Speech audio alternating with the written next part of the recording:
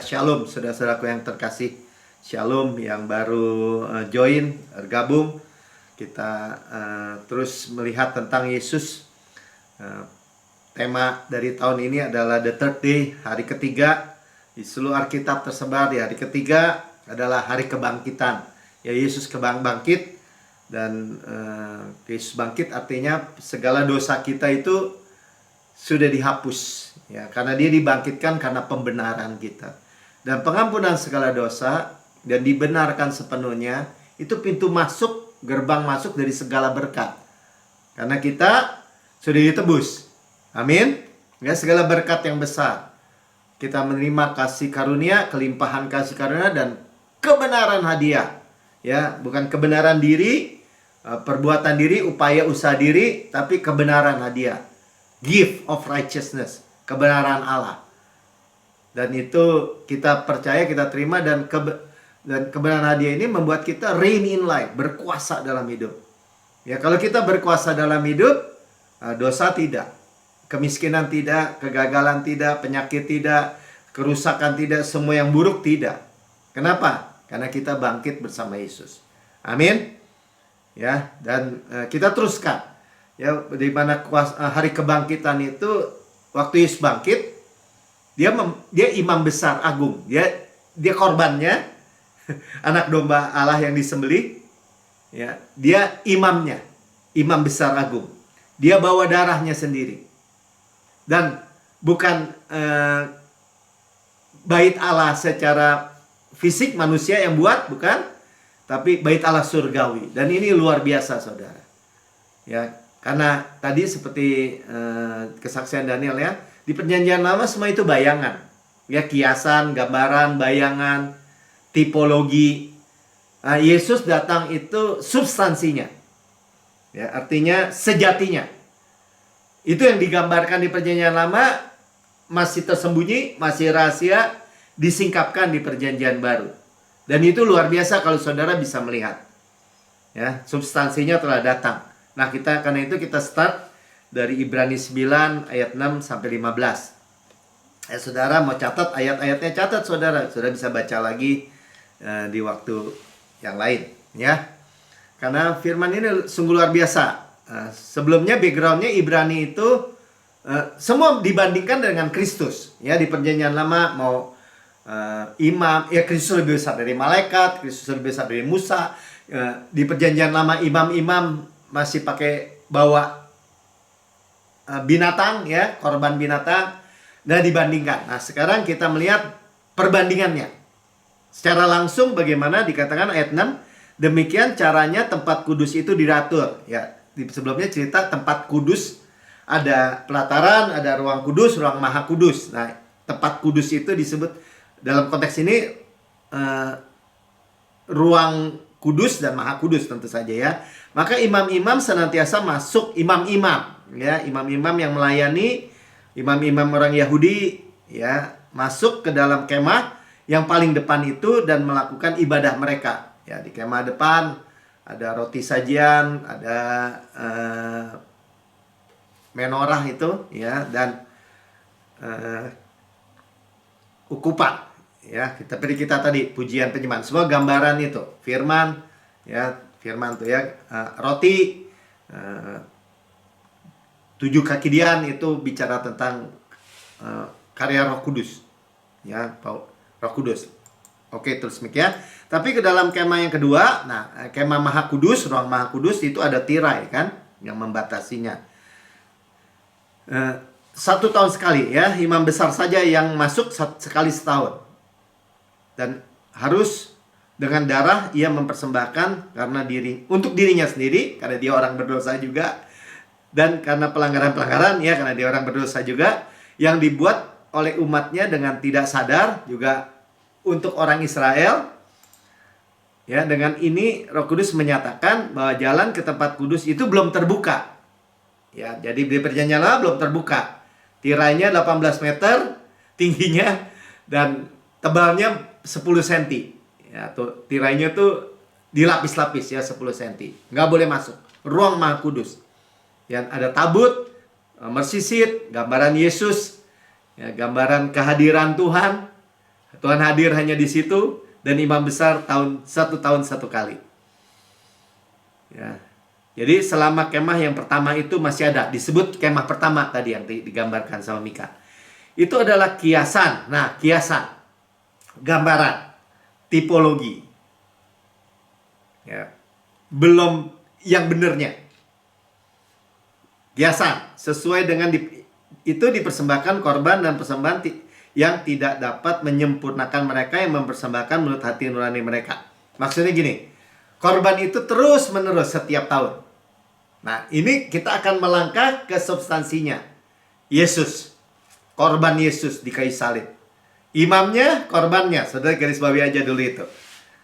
Ayat 10, karena semuanya itu di samping makanan dan minuman dan berbagai macam pembasuhan hanyalah peraturan-peraturan untuk hidup insani. Ya, jadi itu hanya insani, belum rohani gitu maksudnya. Yang hanya berlaku sampai tiba waktu pembaruan. Pembaruan, new. Perjanjian new covenant, perjanjian yang baru yang kita sudah terima. Makanya kita ciptaan baru. Kita menerima karya Yesus, korban anak domba Allah yang sempurna, yang substansinya, yang sejatinya, saya katakan. Saudara kalau sudah nangkap sampai sini, saudara udah happy. Kenapa? Karena saudara memiliki anak domba Allah yang menghapus dosa dunia.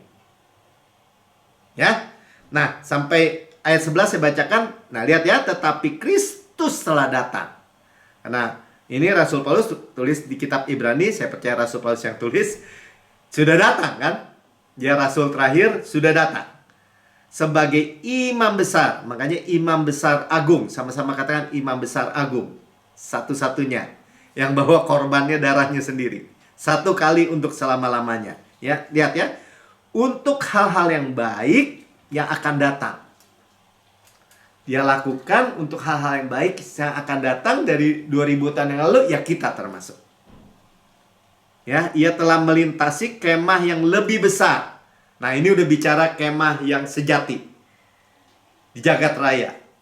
Dan yang lebih sempurna. Udah pasti sempurna.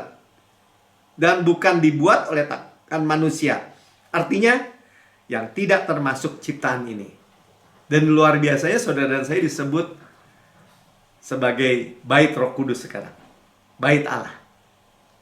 Nah, itulah betapa mulianya, betapa besarnya. Ya. Jadi ketika Yesus bangkit, ini nyimpang dikit ya. Waktu Yesus bangkit, kan Maria, ibu Yesus, Maria Salome, sama Maria Magdalena datang kan, mau mengurapi. Tapi sudah bangkit.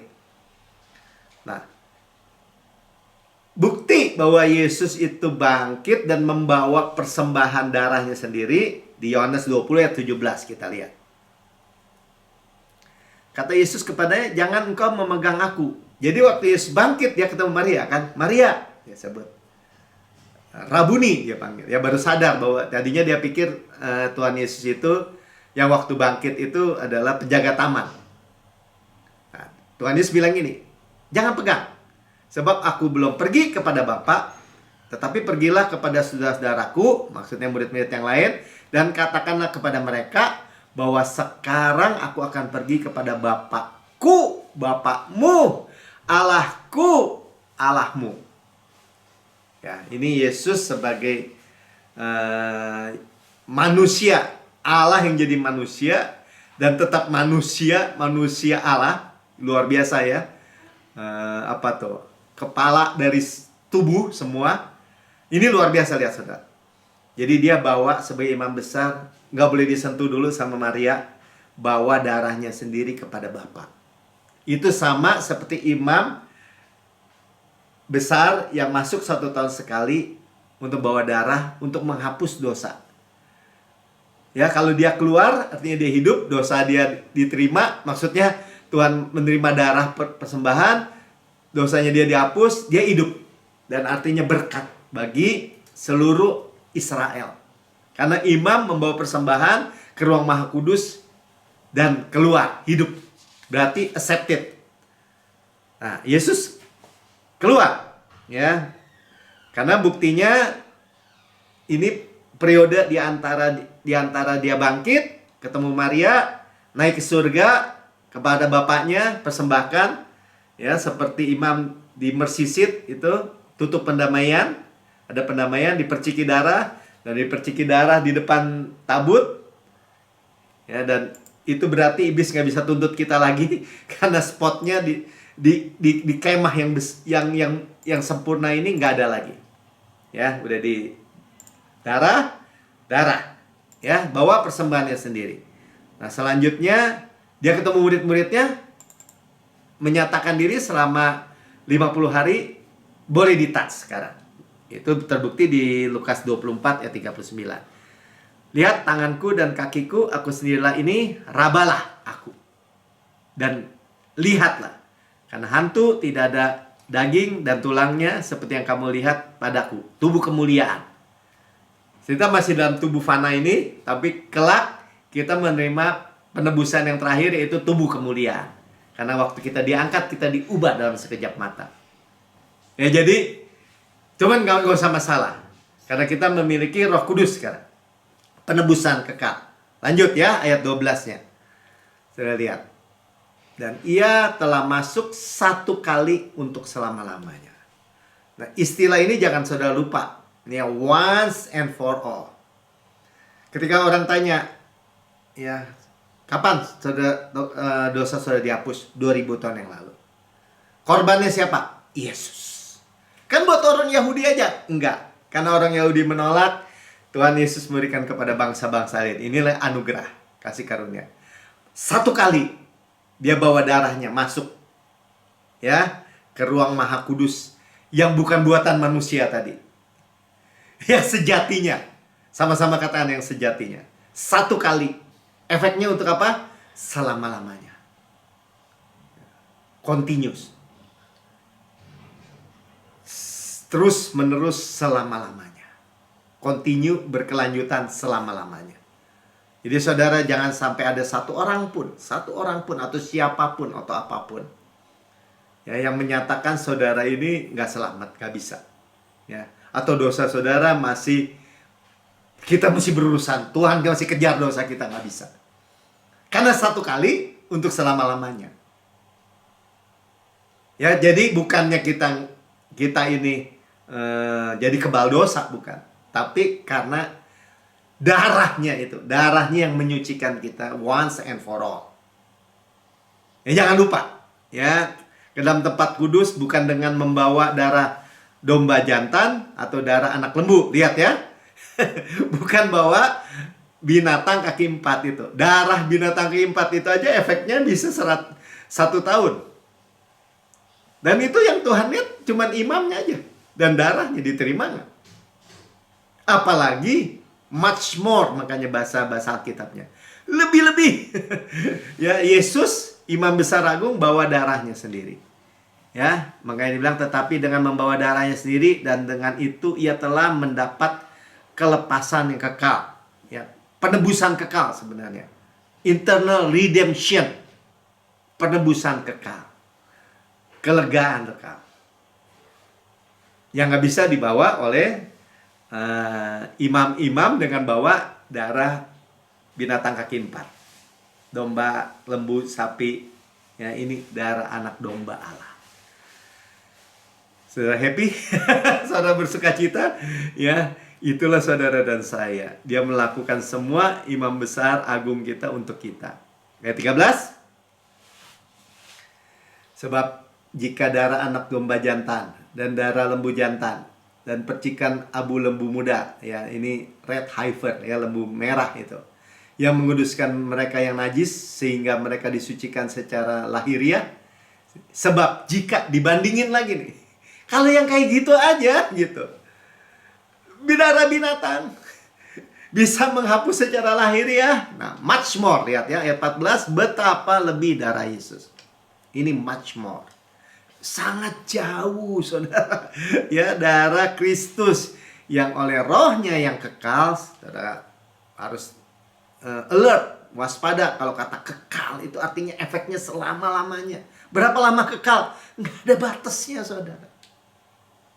yang telah mempersembahkan dirinya sendiri kepada Allah sebagai persembahan yang tidak bercacat dan akan menyucikan hati nurani kita. Makanya hati nurani kita sempurna karena korban yang sempurna. Ini yang saya sering katakan kan. Sekalipun jatuh Pak, sekalipun jatuh. Karena ini manusia lama yang sudah mati. Tapi Tuhan melihat apa? Melihat Yesus. Kita ini sama Yesus dilihat tuh sama, satu. Makanya hati nurani kita sempurna karena korbannya sempurna.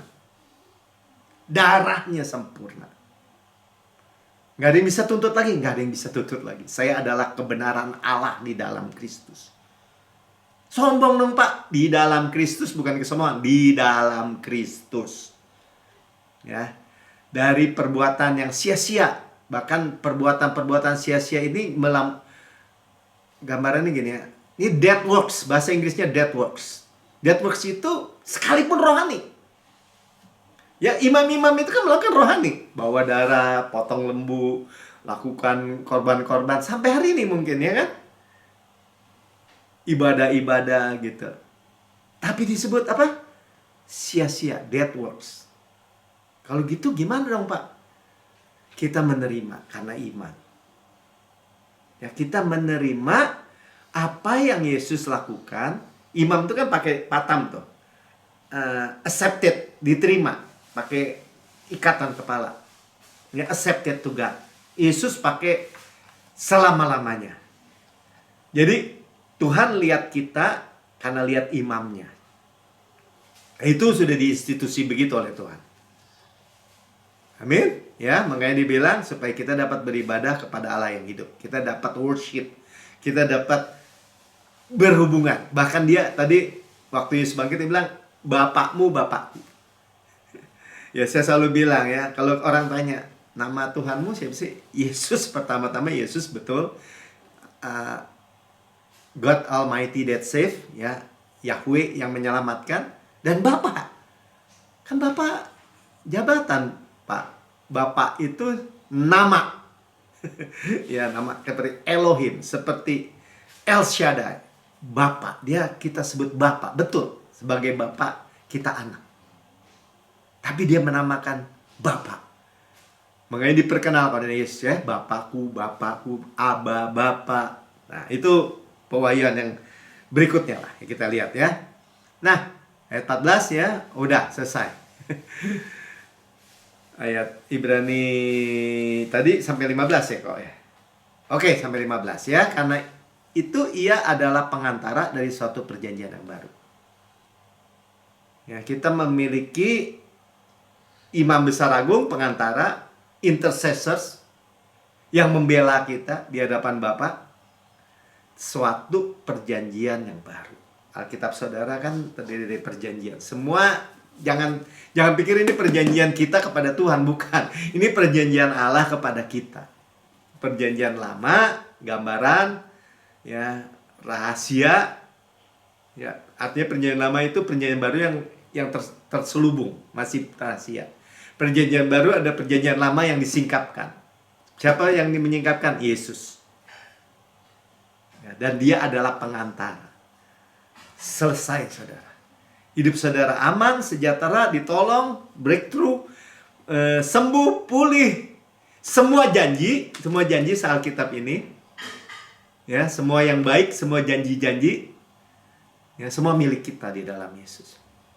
Ya, tapi Pak, minta perjanjian juga ada syarat-syaratnya, ada tuntutan-tuntutannya. Semua tuntutan, semua syarat ketentuan berlaku sudah ditanggung Yesus sebagai kita dan untuk kita. Enak dong Pak. Ya betul, emang enak sekali. Makanya itu disebut Injil kasih karunia. Injil kabar baik. Good news. Injil damai sejahtera, membuat kita damai sejahtera. Nggak dikejar-kejar lagi. Ya. Enak dong Pak bikin dosa. Nggak ada urusan, dosa nggak enak. Kita dibebaskan dari dosa. Ya, kita diubah dari dalam keluar oleh Roh Kudus. Ya, amin. Dapat menerima bagian yang kekal, bukan ya? Dapat menerima bagian yang kekal yang dijanjikan. Jadi kita dapat terima, sama-sama kata saya terima. Saya selalu bilang ini ya, Tuhan Yesus di kayu salib, semua karyamu yang saya ngerti, yang saya belum ngerti, saya terima semua Tuhan. Saya memiliki opini yang baik tentang Tuhan. Kita semua memiliki opini yang baik tentang Tuhan. Saya terima semua. Sebab apa? Sebab Ia telah mati untuk menebus pelanggaran-pelanggaran, arti dosa-dosa kita yang dilakukan selama perjanjian yang pertama. Jadi di bawah perjanjian yang pertama, dosa diperhitungkan. Dihitung semua. Pak, kalau gitu Tuhan Yesus main dosa mau dibawa ke bawah karpet? Enggak. Semua dihitung dan ditimpakan kepada Yesus. Makanya disebutnya pertukaran di kayu salib. Dia tidak buat dosa, dia tidak kenal dosa, di dalam dia tidak ada dosa, Alkitab bilang begitu. Tapi telah dijadikan dosa. Pertanyaannya, dosa siapa? Dosa saudara dan saya. Pertukaran ilahi di kayu salib. Dosanya kepada Yesus, jadi kontribusi kita di kayu salib itu hanya dosa sebenarnya. Kebenarannya menjadi milik kita. Dan kebenaran yang menjadi milik kita itu adalah semua janji-janjinya menjadi milik saudara dan saya. Kan dijadikan satu. Kalau Yesus kita, dosanya, dosa Yesus jadi dosa di kayu salib. Itu dosanya kita. Kebenarannya jadi kebenaran kita. Kita satu, saudara. Di mata Tuhan kita satu. Dan dia kepala daripada manusia yang baru, ciptaan baru. Ya, seperti Adam pertama, tadinya kita di bawah Adam yang pertama, jatuh ke dalam dosa, sekarang di bawah Adam yang kedua. Yesus. Allah yang jadi manusia. Wow. Saya memberitakannya juga happy begini. Ya, saudara nggak bisa lagi dikalahkan oleh siapapun kalau udah begini. Amin. Ya. Karena tuntutan tadi, ancaman tuh nggak menyetop dosa. Terbukti. Ya, nanti kita lihat ya. Tapi dosa juga nggak bisa stop kasih karunia, sebaliknya. Buktinya Yesus selesaikan di kayu salib. Ya, kasih karunia yang menstop dosa. Dia adalah antidot, apa tuh? Obat penawar dosa. Karena firman bilang gitu. Ya, dosa tidak berkuasa kalau kamu tidak di bawah hukum Taurat, tetapi di bawah kasih karunia. Makanya jangan bawa lagi hukum Taurat sebagai apa tuh? Sebagai pengawas yang lama itu dibawa lagi ke sini. Karena nanti kita lihat ya, Rasul Paulus bilang, hukum yang mestinya menghidupkan aku malah membangkitkan dalam diriku rupa-rupa keinginan. Aneh ya, tapi itu kenyataannya. Nah, sekarang kita lihat ya. Jadi kita hidup tidak lagi di bawah daging, di bawah hukum Taurat, upaya, usaha, perform diri. Kalau hukum Taurat gini, you should, kau harus. Hukumnya 10 perintah Allah, 613 hukum, aturan, peraturan di bawahnya. Lempeng aja gitu. Bisa ditawar nggak? Nggak bisa. Benar berkat, salah mati, kutuk. Bisa ditawar nggak? Nggak bisa. Lempeng udah. Salah satu, salah semua. Ya. Jadi daging itu definisinya adalah hidup dengan upaya sendiri. Upaya manusia untuk mencapai Allah. Dari bumi ke surga gitu. Dan Tuhan dibilang juga sih, nggak ada yang nyampe gitu. Ya. Dan sekarang kita disebutnya hidup oleh roh. Dari Allah kepada manusia. Ketika kita terima Yesus sebagai Tuhan dan Juru Selamat, Dia memberikan namanya apa tuh? Roh Kudus. Itu the promise, janji. Satu. Makanya roh kita hidup lagi. Ada roh lagi kita. Sama-sama kata ada roh Kristus dalam diri saya. Dan itu roh kita. Ya, tapi apa tuh? Identitas kita nggak hilang. Ya, tetap ada. Ya, kita manusia roh yang memiliki jiwa, pikiran, perasaan, kehendak, yang tinggal di dalam kemah ini, tubuh ini. Itu luar biasa, saudara. Ya, jadi dari roh itu memberikan kehidupan. Ya, pikiran kita nggak stres, jiwa kita nggak khawatir, nggak gelisah. Ya, kehendak kita, Tuhan kehendak-Mu. Ya, tubuh kita ngikut, saudara. Tambah hari tambah kuat. Luar biasa ya. Nah, kita lihat definisinya, kita pelajari. Karena kita sekarang hidup oleh roh nih. Kenapa? Karena tadi udah dibayar oleh Imam Besar Agung, dibayar darahnya, sekarang kita manusia roh. Roma 8 ayat 6 sampai 11. Karena keinginan daging adalah maut. Jadi kalau saudara hidup sekarang gini, enggak, saya mau hidup usaha sendiri. Bahkan wah, hal-hal rohani sekalipun, makanya tadi bilang dead works ya, pekerjaan sia-sia. Ya, tetap aja maut ujungnya. Tetapi keinginan roh adalah hidup dan damai sejahtera. Ya, makanya kalau saudara bilang, keinginan roh sama gak sama keinginan Kristus? Sama, hidup, Zoe. Ya, aku datang supaya kamu beroleh hidup dan memerihnya dengan segala kelimpahan. Dan Injil kita, kabar baik kita disebutnya apa? Injil damai sejahtera. Ya, kalau saudara dituntut lagi, saudara nggak hidup dalam damai sejahtera. Saudara disuplai, bukan dituntut. Saudara saya disuplai nih terus. Ya, Tuhan yang suplai. Seperti ranting nggak bisa berbuah dari dirinya sendiri, disuplai sari-sari makanan. Suplai. Bagian kita apa dong, Pak? Bagian kita terima. Itulah iman, tangan terbuka menerima. Terima apa? Terima suplai Tuhan. Tuhan, yes, I believe. Saya percaya. Melki, aku datang supaya kamu boleh hidup damainya dengan segala limpahan. Yes, amin Tuhan, saya percaya. Melki, jangan khawatir. Amin Tuhan, saya terima. Ya. Serahkan segala khawatirmu. Amin Tuhan, saya terima. Semua suplai, saudara. Enggak, Pak, itu tuntutan. Jangan hendaknya kamu khawatir kamu juga, tapi nyatakanlah. Itu supply, saudara. Karena nyatakanlah segala keinginanmu kepada Allah dalam doa dan ucapan syukur misalnya. Damai sejahtera melampaui segala akal akan memelihara hati dan pikiranmu dalam Kristus. Enak dong, Pak, hidup orang Kristen. Enak, bahagia, sejahtera, damai, sukacita. Buah roh semua. Namanya juga buah roh, bukan buah saudara. Ranting yang bisa berbuah dari dirinya sendiri. Jadi gimana dong, Pak? Ranting terima aja. Silakan Roh Kudus. Silakan Bapak. Makanya kita hati-hati. Lihat. Semua yang baik tadi kita baca tuh di dalam Ibrani ya. Tuhan itu semua yang baik. Jadi jangan mau dikadalin maksud saya. Lanjut ya. Karena hidup dan damai sejahtera. Jadi saudara mau pilih mati apa pilih hidup dan damai sejahtera? Hidup apa mati? Nah, gampang pilihnya ya, hidup ya. Tapi Pak, saya nggak mau hidup panjang-panjang Pak. Saya sengsara nih hidup nih, stroke. Atau saya hidup makin tua makin lemah. Enggak, Tuhan bilang hidup dan damai sejahtera. Damai sejahtera apa sih? Ya damai sejahtera salam. Peace of mind, kesehatan, kemakmuran, keutuhan. Itu artinya shalom. Emang wholeness sepenuhnya. Masa nggak mau? Ya, nah, tapi ada dua nih.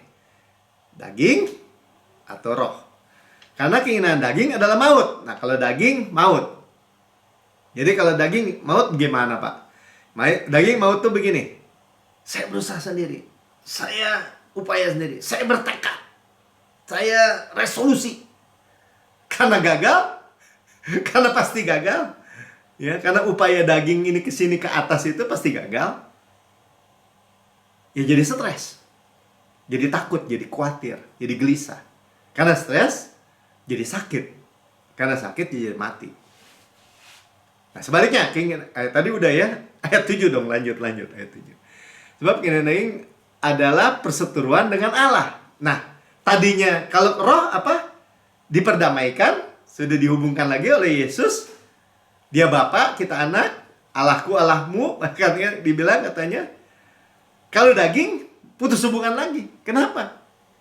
Karena semua manusia berdosa. Karena ia tidak takluk kepada hukum Allah. Karena tuh lihat ya, ini bukti juga nih. Kalau sudah hidup dalam daging, berarti sudah harus dibawa hukum lagi.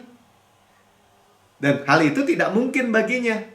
Nggak mungkin apa? Nggak mungkin memenuhi. Apa hukumnya salah? Enggak. Hukum Taurat itu kudus, benar, adil. 10 perintah Allah itu kudus, benar, adil. Tuhan yang bikin, Tuhan yang kasih.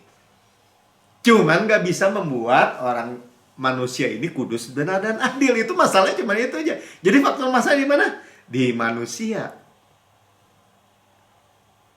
Ya, ayat 8. Mereka yang hidup dalam daging tidak mungkin berkenan kepada Allah. Ya udah di stated sama Tuhan. Nggak bisa, Pak. Kita harus berusaha. Kita harus berjuang. Kita harus berjuang. Tuhan lihat perjuangan. Oh, nggak bisa. Tuhan nggak lihat perjuangan saudara dan saya. Tuhan nggak melihat you do the best, bukan. You do perfectly. Itulah hukum Allah.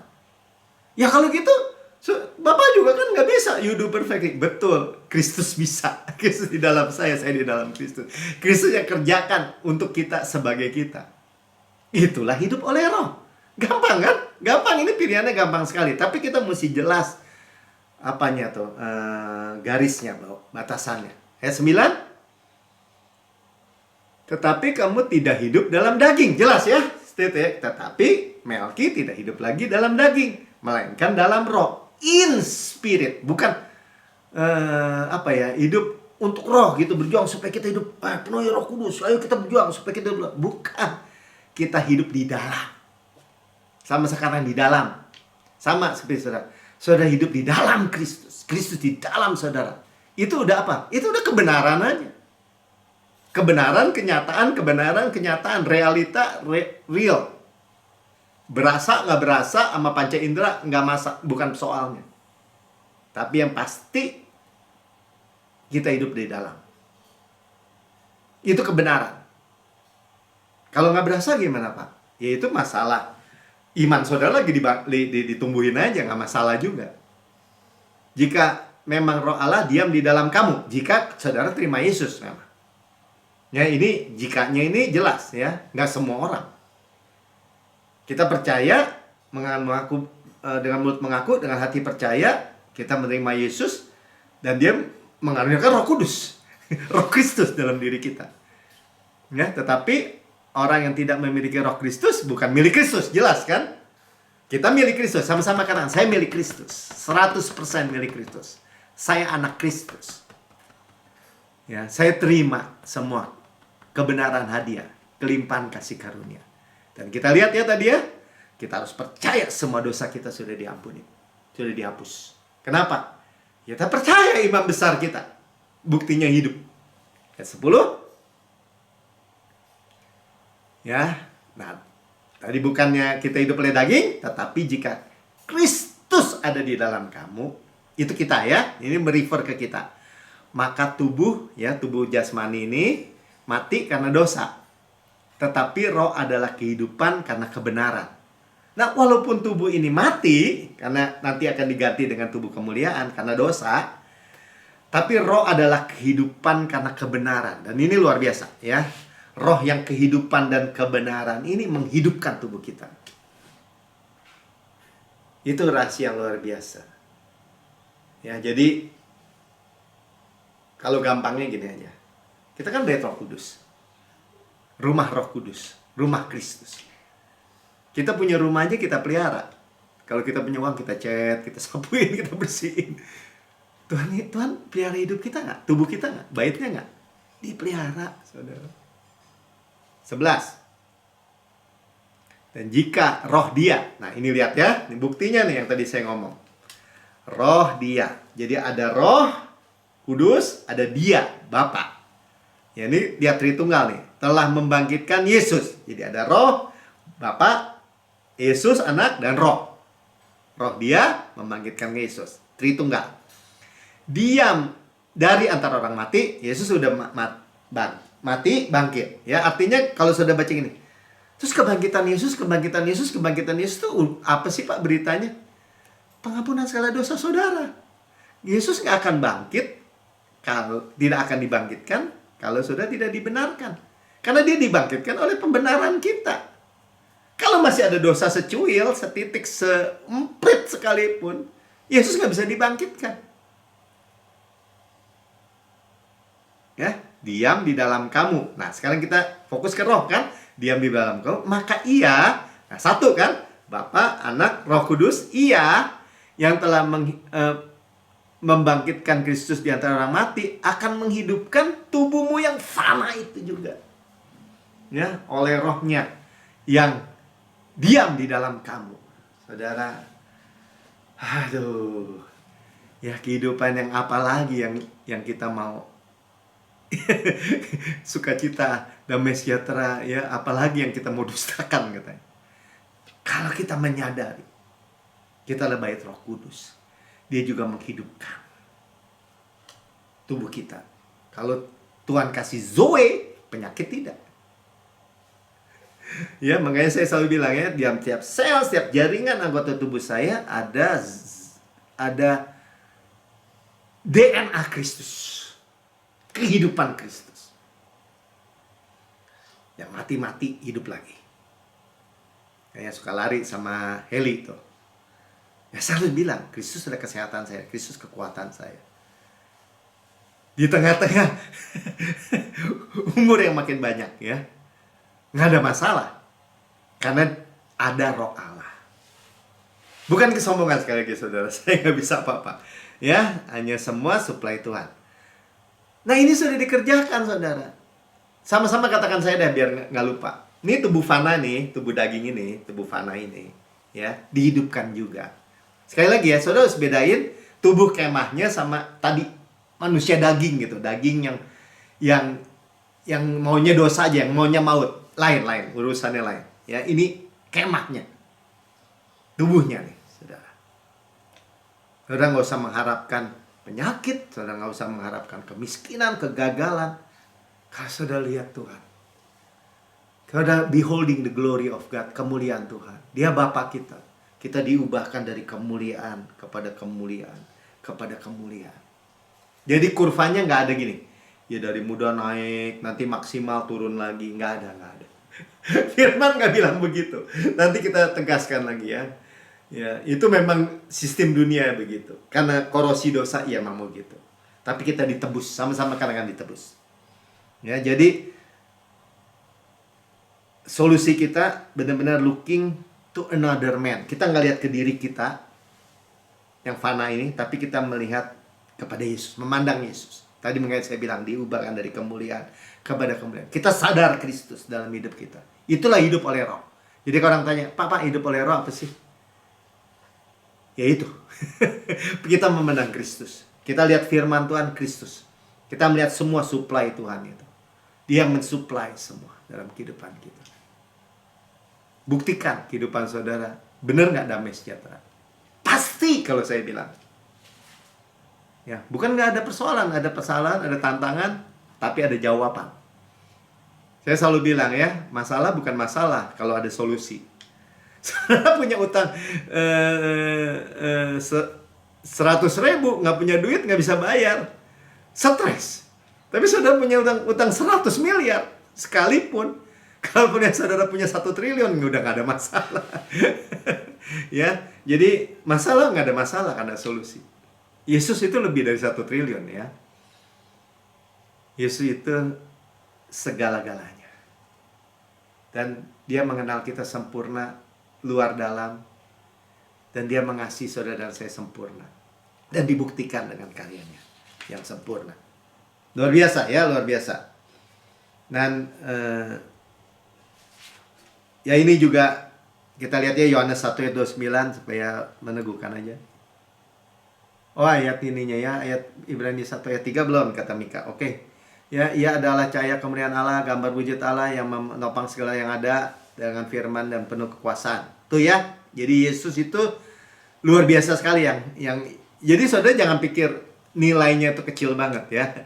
Luar biasa. Dan setelah ia selesai, ya sama-sama katakan selesai, mengadakan penyucian dosa. Ya. Jadi kalau saudara masih ragu, dibohongin atau dengar begini, dengar begitu, saudara masih nggak yakin, dengar aja firman Tuhan. Tuhan bilang selesai. Buktinya apa? Buktinya dia duduk di sebelah kanan Allah yang Maha Besar, di tempat yang maha tinggi. Ya, kita selalu dengar. Imam-imam di perjanjian lama nggak pernah ada kursi tuh di bait Allah. Nggak ada bisa duduk. Kenapa? Pekerjaannya nggak selesai.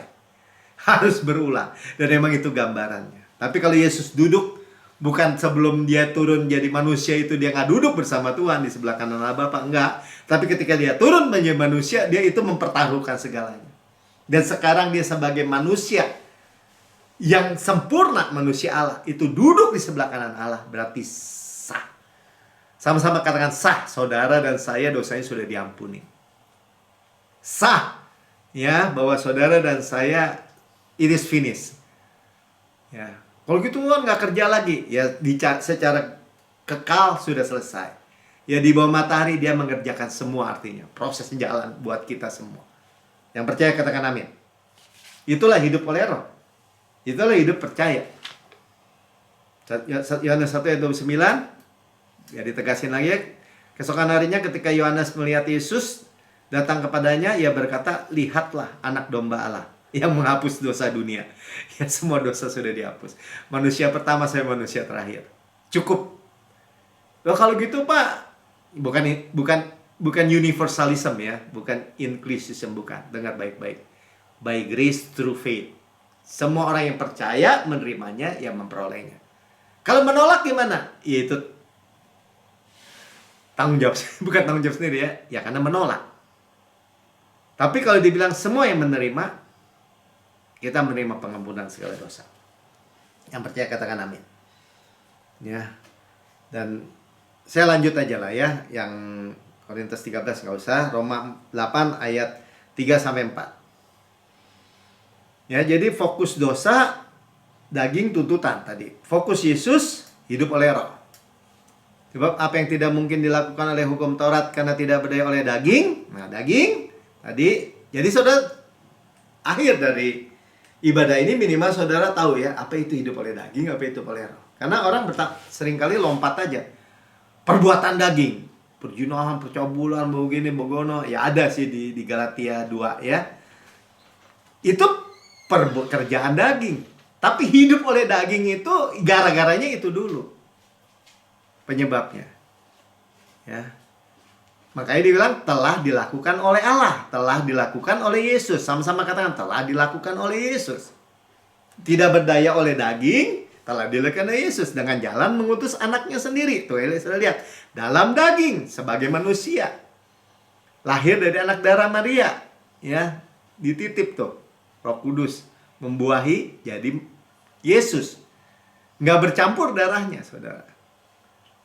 Orang dulu belum tahu pengetahuan, nggak tahu plasenta itu hanya bawa makanan dan mengeluarkan kotoran, nggak tahu, nggak ada nyambungan darah, nggak ada, saudara.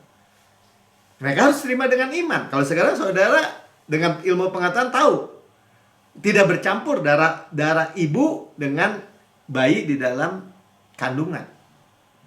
Makanya kalau saya sih mikirnya sederhana aja. Isi saya darahnya A, anak saya Mika darahnya O. Kalau kecampur kan saudara bayangin kan, nggak bisa kan, transfusi darah A sama O misalnya.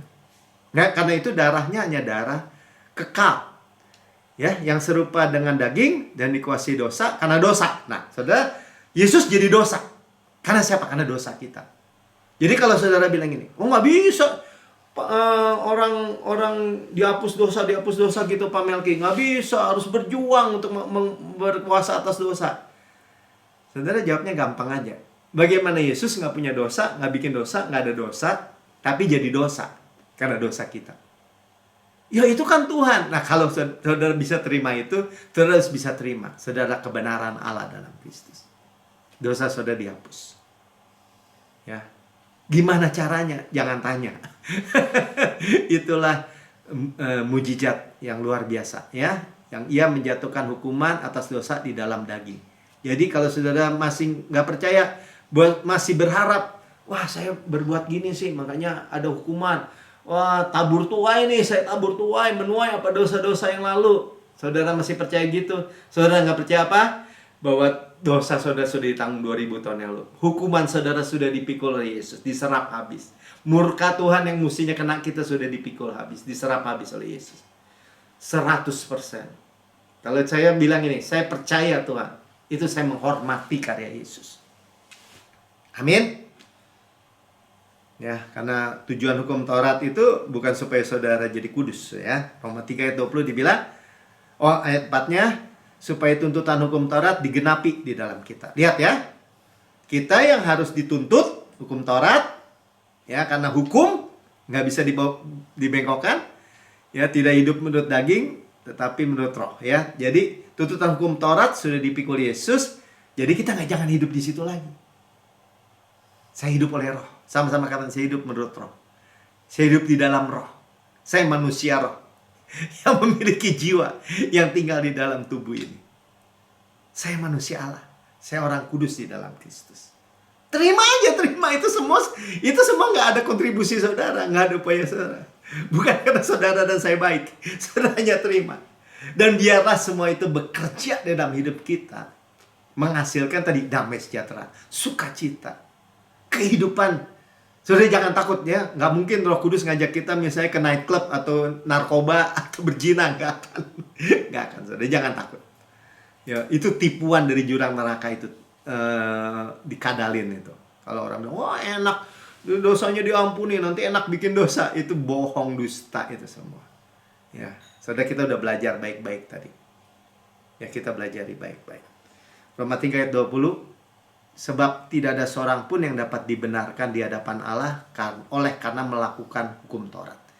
Nah ini, tadi kita udah lihat ya, melakukan hukum Taurat, di bawah tuntunan hukum Taurat, itu daging. Tapi tidak ada seorang pun dibenarkan di hadapan Allah. Mau hidup kayak begitu lagi? Nggak mau. Ya, karena justru oleh hukum Taurat orang mengenal dosa. Jadi hukum Taurat ada tujuannya. Jadi kalau saya, kalau gitu Pak Melki menghapus hukum Taurat? Enggak, bukan saya. Tuhan Yesus sudah memakai di kayu salib. Terus tujuannya apa? Tujuannya kalau orang di luar Yesus, ya di bawah hukum Taurat, di bawah hukum itu. Apalagi orang Yahudi. Bang Musa kasih buat orang Yahudi. Tujuannya apa? Supaya mereka mengenal dosa. Mereka tahu. Seperti Paulus bilang, dulu aku nggak tahu tuh. Jangan begini itu dosa. Waktu aku tahu, aku baca. Dosa bangkit malah dalam diriku. Nah itu luar biasa ya. Ya udahlah, kita nggak di bawah situ artinya ya. Haleluya. Lanjut.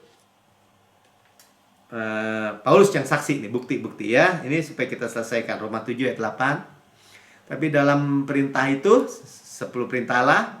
Jadi Paulus ini murid Gamaliel, orang pinter di bawah hukum Taurat, di bawah pengawasan guru yang paling top, Gamaliel. Ya, dia murid yang paling cerdas, paling pinter, juaranya. Ya, dia bilang ini, dalam perintah itu dosa mendapat kesempatan untuk membangkitkan, untuk men-stir up di dalam diriku rupa-rupa keinginan. Sebab tanpa hukum Taurat dosa mati. Jadi dosa dihidupkan sama siapa? Sama hukum Taurat. Wah, Pak Melki menghina. Bukan, Pak, saya baca ayatnya. Ya, rupa-rupa keinginan tuh di-stir up, dibangkitkan. Udah ada di dalam diri manusia, tapi dibangkitkan. Ya, makanya sengat maut adalah hukum sengat dosa adalah maut.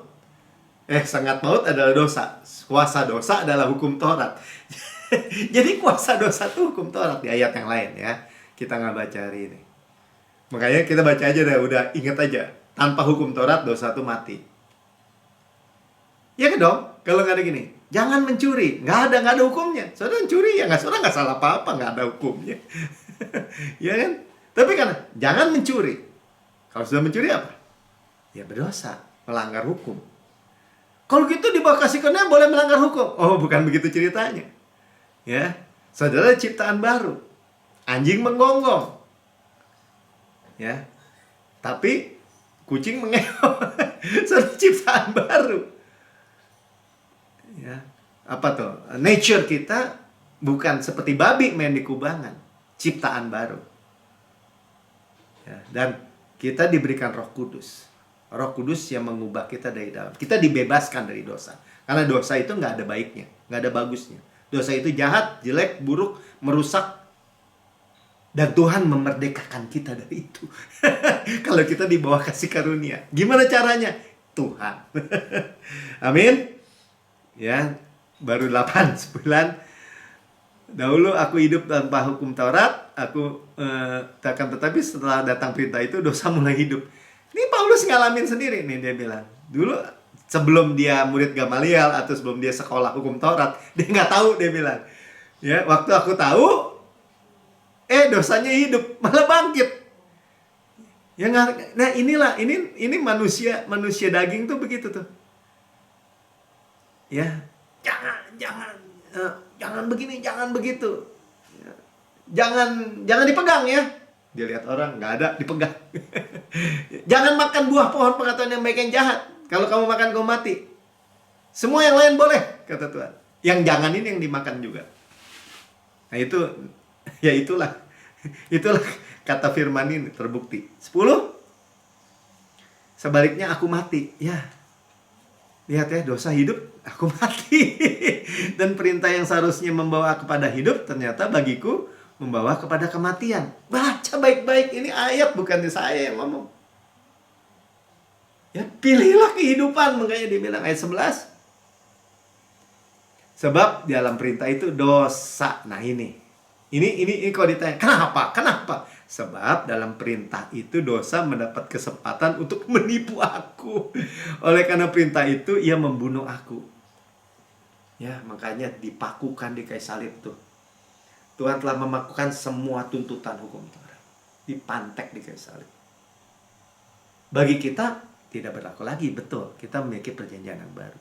Tapi bagi orang di luar Yesus, hukum Taurat nggak ada satu iota pun dihapus, nggak ada.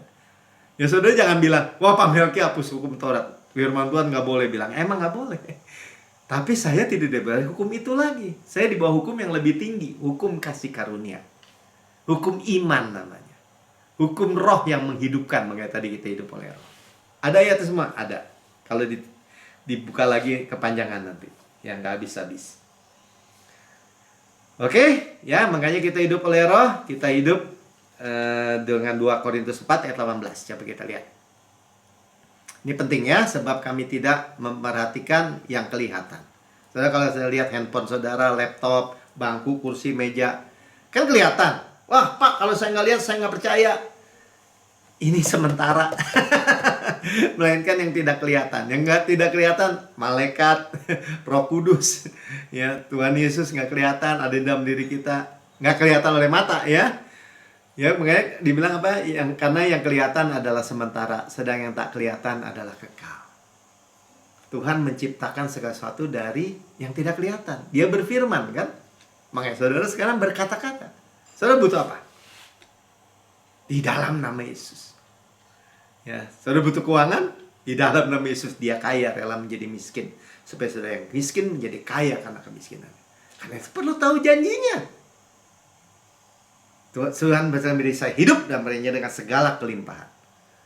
Enggak Pak, Tuhan memberikan kita kekurangan. Kata siapa? Kelimpahan. Wah, Injil kemakmuran. Nggak ada Injil kemakmuran. Yang ada Injil Kristus. Injil kasih karunia. Injil damai sejahtera. Ya, yang di dalamnya ada semua. Ya, kelimpahan, kesehatan, berkat keluarga, sukacita, damai sejahtera, buah roh. Semua yang Tuhan Yesus sudah kerjakan buat kita. Itu tidak kelihatan, tapi termanifestasi ketika kita percaya. Amin. Saudara, saya nggak panjang lebarkan renungan kita malam hari ini. Dan saudara yang mendengar di rekaman YouTube, saudara berkata, waduh, saya dengar kabar baik nih. Tapi saya belum pernah menerima Yesus sebagai Tuhan dan Juru Selamat pribadi. Saudara, ini kesempatan saudara. Ya, ikuti saja saya berdoa. Ikuti ya, katakan gini. Tuhan Yesus yang Maha Mulia, saya menerima Engkau sebagai Tuhan dan Juru Selamat pribadi saya. Dengan mulut saya mengaku, dengan hati saya percaya bahwa Engkau telah mati bagi semua dosa-dosa saya, dibangkitkan karena pembenaran saya, dan naik ke surga, duduk di sebelah kanan Allah Bapa. Dan mendudukkan saya bersama-sama dengan Yesus di surga. Surga adalah rumah saya. Saya adalah anak yang paling dikasih. Saya adalah kebenaran Allah di dalam Kristus. Dan saya percaya kebangkitan Kristus. Segala dosa saya sudah diampuni. Dan saya terima berkat yang besar. Di dalam nama Tuhan Yesus. Amin. Saudara diberkati. Ya, kita tutup dengan perjamuan kudus. Firman seperti air yang jernih yang membasuh kita dari debu-debu, dari semua kekotoran. Ya, dan kita perjamuan kudus seperti kain yang lenan halus, yang bersih, yang menyeka air-air itu bersih, segar. ya, dan kita percaya karya Yesus yang sempurna buat hidup kita. Karena melalui perjamuan kudus sudah melihat breakthrough, terobosan di on the third day ini, dari hari yang ketiga ini, semua harapan-harapan saudara yang udah mati sekalipun bangkit, saudara. Hidup kembali. Firman Tuhan katakan gini, Rasul Paulus bilang gini, apa yang kuteruskan kepadamu, aku terima sendiri dari Tuhan. Pada malam Tuhan diserahkan, dia mengambil roti, mengucap syukur, memecah-mecahkan, dan berkata, inilah tubuhku yang diserahkan bagi kamu. Perbuatlah ini menjadi peringatan akan aku. Kita memperingati apa? Kematian Tuhan sampai Tuhan Yesus datang. Kematiannya artinya apa? Kehidupan buat kita. Tubuhku benar-benar makanan, kata Tuhan Yesus. Darahku benar-benar minuman. Artinya apa? Benar-benar benefit, benar-benar menguntungkan. Tuhan cuma bilang gini, discern, mengakui tubuh Kristus. Dipisahkan kan darah dengan tubuh. Discern, akui tubuh Kristus. Tubuh Kristus diremukkan, hancur-hancuran ya, supaya kita utuh. Bahkan sukses, utuh, berkemenangan, tanpa susah payah. Tubuh Kristus itu ditikam, keluar air dan darah. Supaya dosa kita dihapus. Taken away, nggak ada lagi tadi kita baca di Yohanes 1 ayat 29. Dicambuk, tubuh Kristus dicambuk ya sampai tersingkap tulang-tulangnya. Dikatakan ya oleh bilurnya kita sudah sembuh, menanggung sakit penyakit kita. Saudara nggak usah menanggung sakit dan penyakit lagi. Sudah ditanggung oleh Yesus. Digantung di kayu salib antara bumi dengan langit.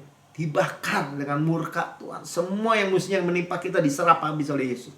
Kematian, kutuk, semua yang busuk-busuk semua diserap habis. It is finished. Ya kita bisa rest sekarang, bersandar di dadanya aja. Kemurahan kebaikannya saya. Dan berkata Tuhan Yesus, sebagaimana engkau di surga, terima kuasa dan kekayaan dan hikmat dan kekuatan dan hormat dan kemuliaan dan berkat. Demikian saya di bumi. Sekarang ini. Sehat, kuat, segar, dimudahkan, energik, dinamis. DNA Kristus, Zoe Life, Zoe Kosmos dalam setiap sel jaringan anggota tubuh kita. Kita seperti pohon yang Tuhan tanam, Tuhan yang tanam di pelatarannya ya, di pohon Tuhan tanam yang mengambatkan akarnya di tepi batang air, menghasilkan buahnya pada musimnya, evergreen, tidak layu daunnya. Apa yang kita perbuat prosper, good sukses. Kita makan daging Kristus, kekuatannya di paha kanan tuh seperti domba ya. Dadanya kasihnya, roti malaikat, roti pemenang, roti hidup, mana surgawi, hukum roh yang menghidupkan, yang memerdekakan kita dari hukum dosa dan hukum maut. Gandum yang terbaik adalah sea butter dan madu dari gunung batu. Saudaraku yang kasih, bukankah roti yang kita pecah-pecahkan adalah persekutuan kita dengan tubuh Kristus? Amin. Makan dalam nama Tuhan Yesus.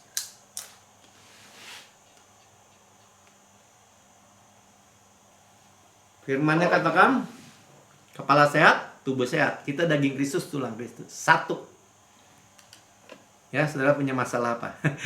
Mata Kristus, jantung Kristus, paru-paru Kristus. Ya, ya. Saudara perlu apa? Ya, katakan, saudara. Jadikan, ciptakan. Yang sudah makan ini cawan perjanjian baru yang dimeteraikan oleh darahku untuk pengampunan segala dosa. Ya, segala dosa kita sudah diampuni. Masa lalu, masa kini, masa depan, selama-lamanya. Tuhan tidak memperhitungkan lagi. Tidak diinput, Tuhan melupakan dosa kesalahan kita. Ya, dan sebaliknya Tuhan mewarisi Kanaan, tanah yang mengalir susu dan madu. Kota-kota, rumah-rumah yang besar, yang baik isinya kita tidak bangun, kita tidak isi, tapi jadi milik kita. Sumur-sumur, sungai, mata air, danau, di gunung, di lembah, kita nggak gali, kita yang minum airnya. Kebun-kebun anggur, zaitun, ara, delima, kita nggak tanami, kita yang makan buahnya. Batunya mengandung tembaga, gunungnya mengandung besi. Harta karun Kristus dalam bejana tanah liat ini, kita yang memilikinya. Gandum, jelai, kita makan, tidak perlu berhemat, nggak ada yang kelaparan saudara. Ya, kita mewarisi dunia ini, kesehatan, kemakmuran di bawahnya. Warisi berkat Abraham, panen raya besar, manifestasi berkat hujan akhir. In the third day, ingat ya, kita mewarisi semua. Ya, kita mewarisi golden oil dari golden pipe, berkat-berkat pneumatikos in heavenly places, berkat-berkat rohani in heavenly places. Warisan anak sulung, karisma, karena roh. Semua janji dan berkat Tuhan sealkitab adalah milik saudara dan saya di dalam Yesus. Saudaraku yang kekasih, bukankah cawan yang atasnya kita mengucap syukur adalah persekutuan kita dengan darah Kristus? Amin. Minum dalam nama Tuhan Yesus. Haleluya. Dari berkati.